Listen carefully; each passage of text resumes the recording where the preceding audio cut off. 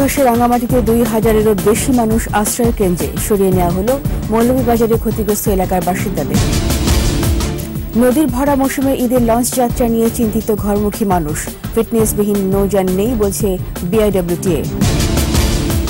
রেলের লোকসান এড়াতে সরকারের নানা প্রকল্প, ব্রডগেজ লাইন বাড়ানোর তাগিদ বিশেষজ্ঞদের। যুক্তরাজ্যের উত্তর লন্ডনে সন্ত্রাসী হামলা, বহু হতাহতের আশঙ্কা, সন্দেহভাজন একজন আটক।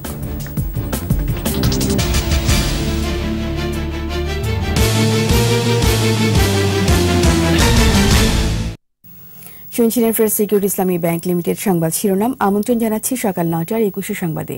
সাথে আছি রীতা চৌধুরী।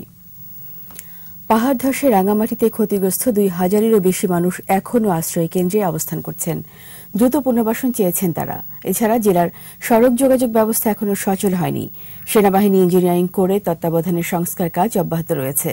এদিকে মৌলভীবাজারের বড় লেখায় পাহাড় ধসে ঝুঁকিপূর্ণ এলাকার বাসিন্দাদের নিরাপদ জায়গায় সরিয়ে নেওয়া হয়েছে। এদিকে প্লাবিত এলাকার পানি কিছুটা কমেছে, তবে বেশ কিছু জায়গায় কাঁচা বাড়িঘর ও রাস্তাঘাট ক্ষতিগ্রস্ত হয়েছে। খাগড়াছড়ি, রামগড়, লক্ষ্মীছড়িতে ক্ষতিগ্রস্ত রাস্তাঘাট সংস্কার কাজ চলছে। এছাড়া ঢলে প্লাবিত গুইমারা ও মানিকছড়ি উপজেলার বিভিন্ন এলাকার পানি নেমে গেছে। এসব এলাকার নিম্নাঞ্চলে সবজির ক্ষেতে ব্যাপক ক্ষয়ক্ষতি হয়েছে। নদীর ভরা মৌসুমে এবার ঈদ উদযাপন হওয়ায় লঞ্চ যাত্রা নিয়ে চিন্তিত অনেকেই। বিআইডব্লিউটিএ বলছে, সব দিক বিবেচনা করে যাত্রীর সুবিধা ৩ গুণ বৃদ্ধি হয়েছে। ঈদের আগে পরে প্রতিদিন চলাচল করবে ৬ থেকে ৬.৫ লাখ যাত্রী। একই সঙ্গে ফিটনেসবিহীন নৌযানের চলাচলও বাতিল করেছে কর্তৃপক্ষ। অখিল পোদ্দারের রিপোর্ট। ঈদ আগত, নদীতেও পানি থই থই।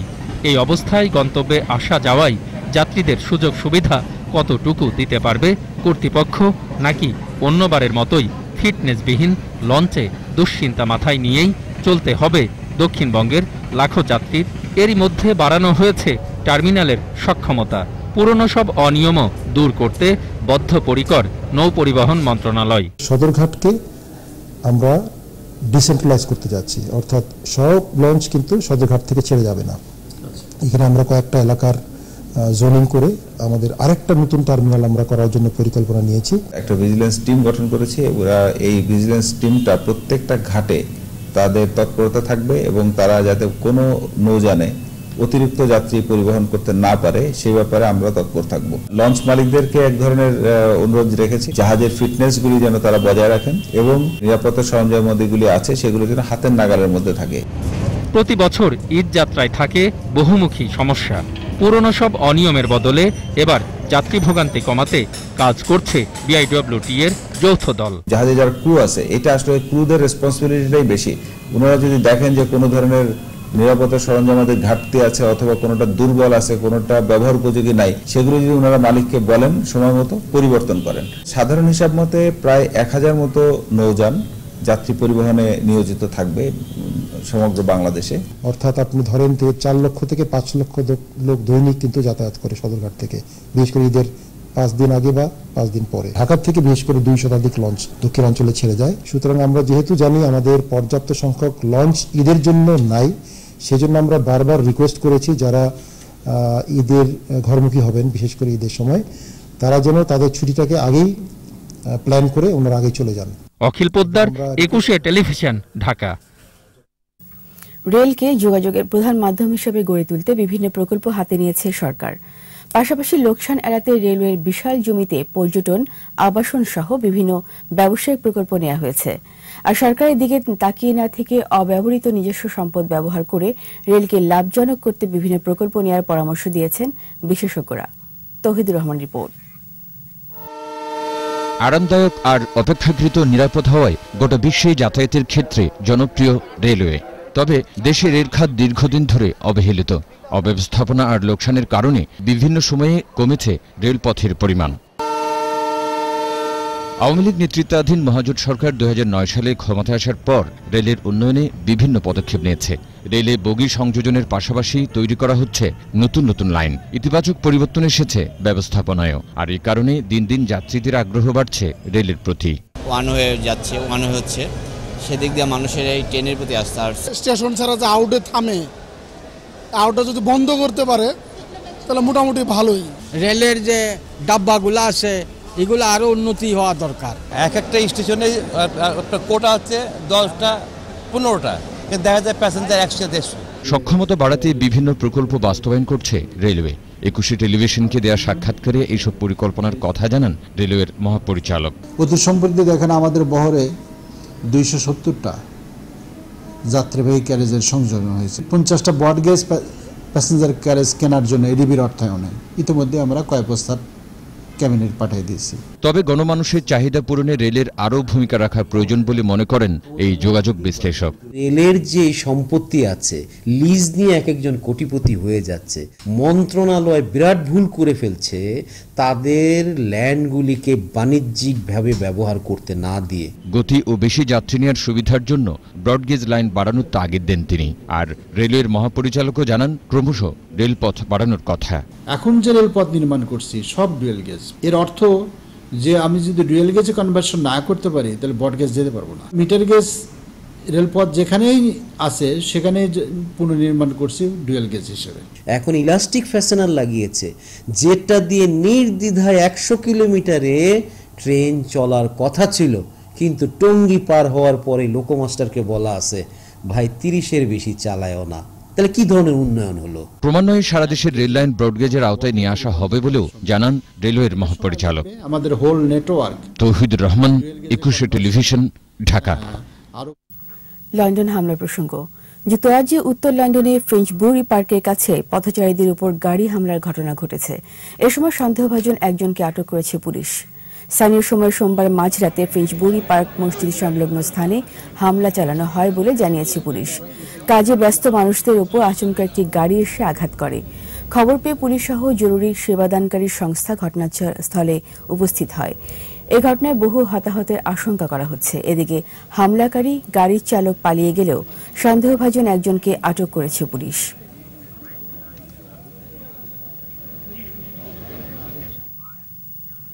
আইসিসি চ্যাম্পিয়ন্স ট্রফি প্রসঙ্গ।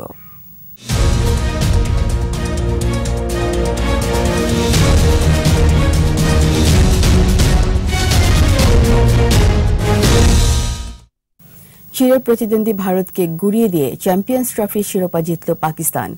339 রানের টার্গেটে ব্যাট করতে নেমে মোহাম্মদ আমির ও হাসান আলীর বোলিং তোপে 158 রানে গুটিয়ে যায় ভারত। ফলে 180 রানে জয় পায় পাকিস্তান।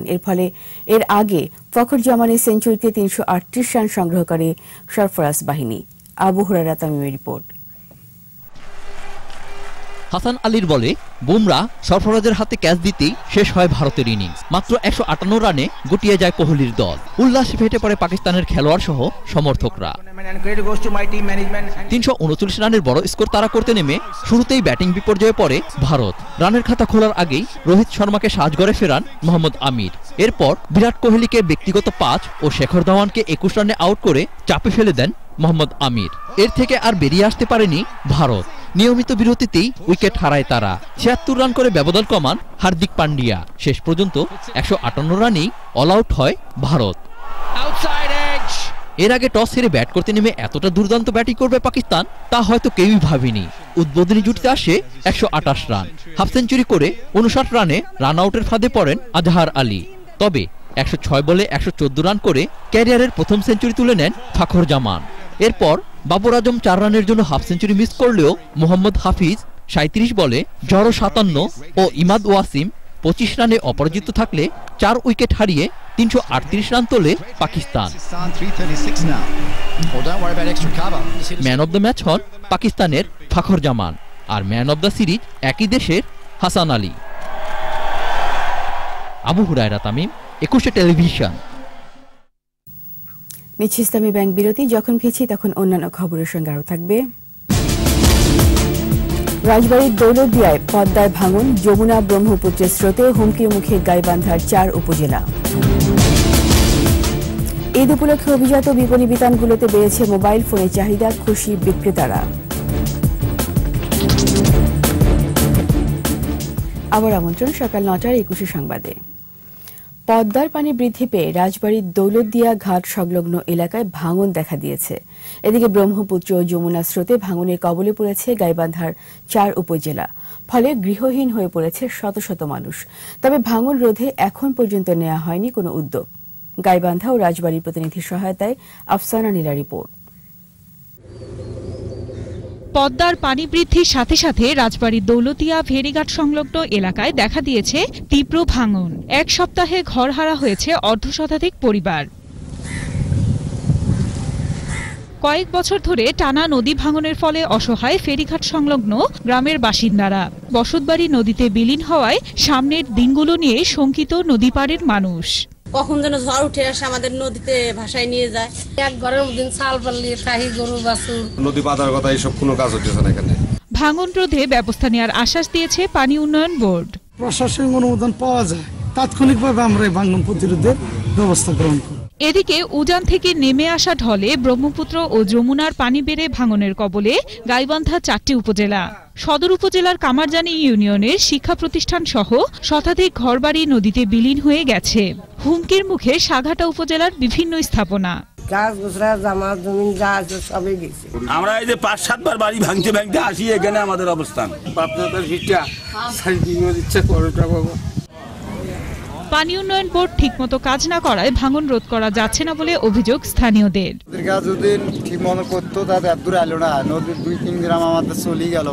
স্থায়ীভাবে কোনো কাজ না করলে আমাদের গ্রামবাসী চরম দুর্ভোগ হবে।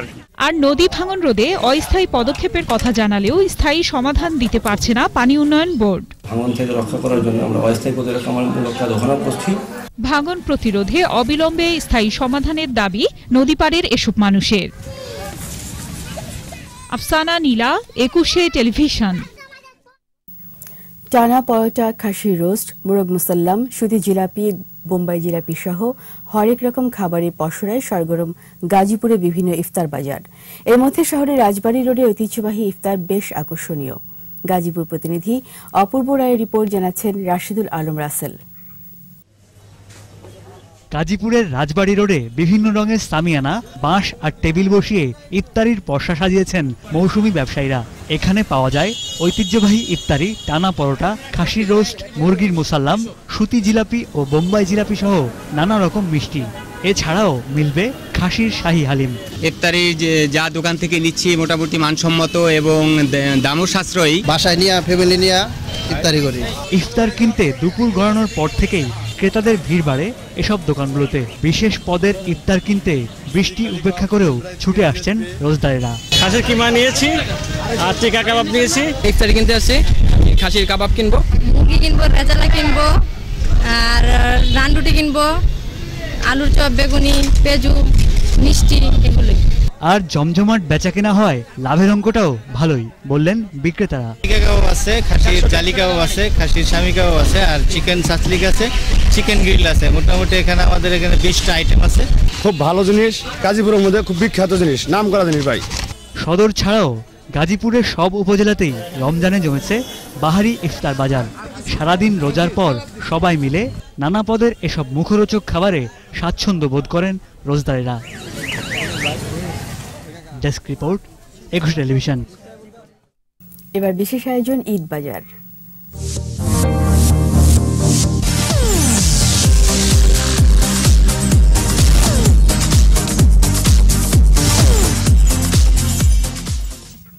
জামা কাপড় কিংবা স্বর্ণালঙ্কারের পাশাপাশি এখন প্রিয়জনকে মোবাইল ফোন উপহার দেওয়া একটা রেওয়াজে পরিণত হয়েছে। বিশেষ করে ঈদে অভিজাত বিপণী বিতানগুলোতে মোবাইল ফোন ক্রেতাদের ভিড় চোখে পড়ার মতো। আরও জানাচ্ছেন আকবর হোসেন সুমন। মোবাইল ফোন এখন দৈনন্দিন জীবনে একটি অপরিহার্য যোগাযোগ অনুষঙ্গ। শুধু কথা বলা নয়, বিশ্বের জ্ঞান বিচিত্রা হাতের মুঠোয় পুরে নিতে উৎপাদনকারী প্রতিষ্ঠানগুলো গ্রাহকদের কাছে টানছে আকর্ষণীয় সব মডেল দিয়ে। ঈদে কাছের মানুষ কিংবা প্রিয়জনকে উপহার হিসেবে ভালো একটি মুঠোফোন দেওয়ায় আনন্দ খুঁজে পান অনেকে। এখন যেটা হয় গিফটের জন্য বেশি নেওয়া হয়, লাইক ঈদ উপলক্ষে অনেকে গিফট করছে, আর পার্সোনাল ইউজের জন্য শপিং এর পাশাপাশি মনে করেন ফোনটাকেও সবাই প্রেফার করে। আবার কেউ পয়সা জমান পছন্দের মুঠোফোন কিনতে।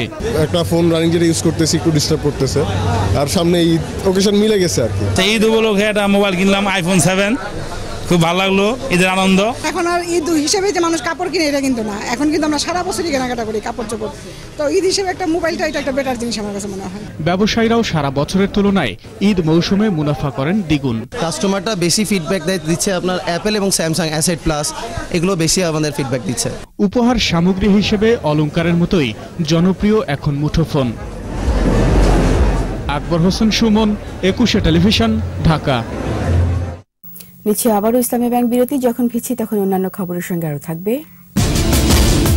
পর্তুগালে পেড্রোগাও গ্রান্ডের অগ্নিকাণ্ডে নিহতের সংখ্যা বেড়ে 62, 3 দিনের রাষ্ট্রীয় শোক।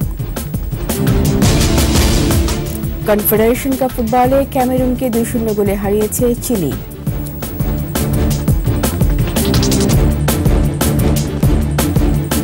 আবারও স্বাগত সকাল 9টার 21 সংবাদে।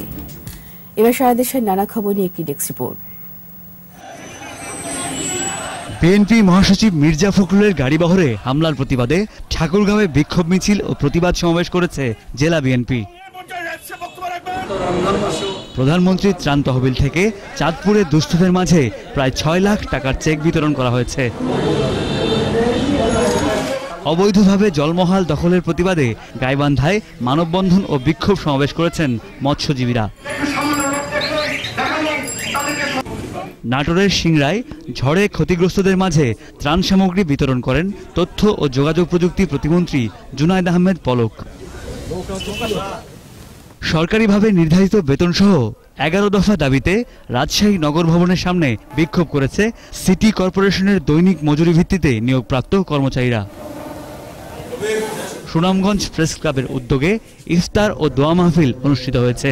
সাংবাদিকতা এবং প্রেস ক্লাবের ডেস্ক রিপোর্ট, 21 টেলিভিশন। আন্তর্জাতিক সংবাদ।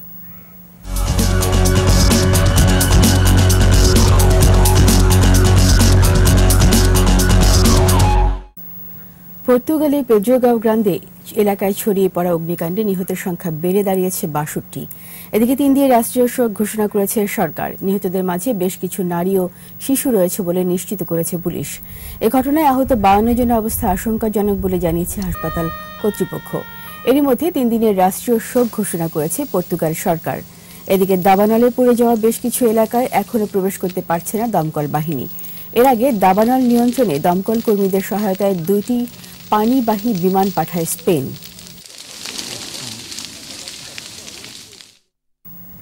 এবার খেলার খবর।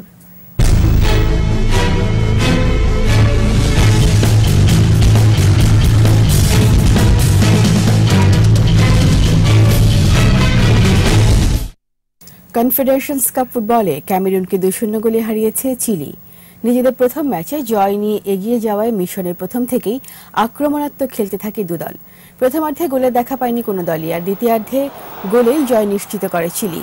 81 মিনিটে দলীয় হয়ে প্রথম গোলটি করে মিডফিল্ডার ডিভেল পার্ডো, আর নির্ধারিত খেলায় অতিরিক্ত সময়ে গোল করে ব্যবধান বাড়ান ফরওয়ার্ড এডওয়ার্ডো ভার্গাস। গোল পরিশোধে ক্যামেরুন চেষ্টা চালালেও কোনো সুযোগ কাজে লাগাতে পারেনি ক্যামেরুন।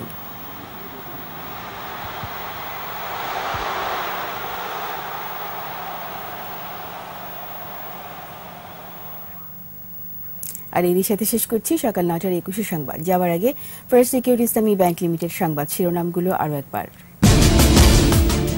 পাহাড় ধসে রাঙামাটিতে 2000-এরও বেশি মানুষ আশ্রয় কেন্দ্রে সরিয়ে নেওয়া হলো মৌলভীবাজারে ক্ষতিগ্রস্ত এলাকার বাসিন্দাদের। নদীর ভরা মৌসুমে ঈদের লঞ্চ যাত্রা নিয়ে চিন্তিত ঘরমুখী মানুষ, ফিটনেসবিহীন নৌযান নেই বলছে বিআরডব্লিউটিএ। রেলের লোকসান এড়াতে সরকারের নানা প্রকল্প, ব্রডগেজ লাইন বাড়ানোর তাগিদ বিশেষজ্ঞদের। যুক্তরাজ্যে উত্তর লন্ডনে সন্ত্রাসী হামলা, বহু হতাহতের আশঙ্কা, সন্দেহভাজন 1 আটক। আমাদের সর্বশেষ খবর জানতে ডায়াল করুন 2024 নম্বরে, আর ভিজিট করুন 21-tv.com ওয়েবসাইটে। এছাড়া ফেসবুকে লগ ইন করতে পারেন facebook.com/2124 অনলাইনে। এতক্ষণ সঙ্গে থাকার জন্য সবাইকে ধন্যবাদ। পরের সংবাদ দুপুর 2টায় দেখার আমন্ত্রণ রইল।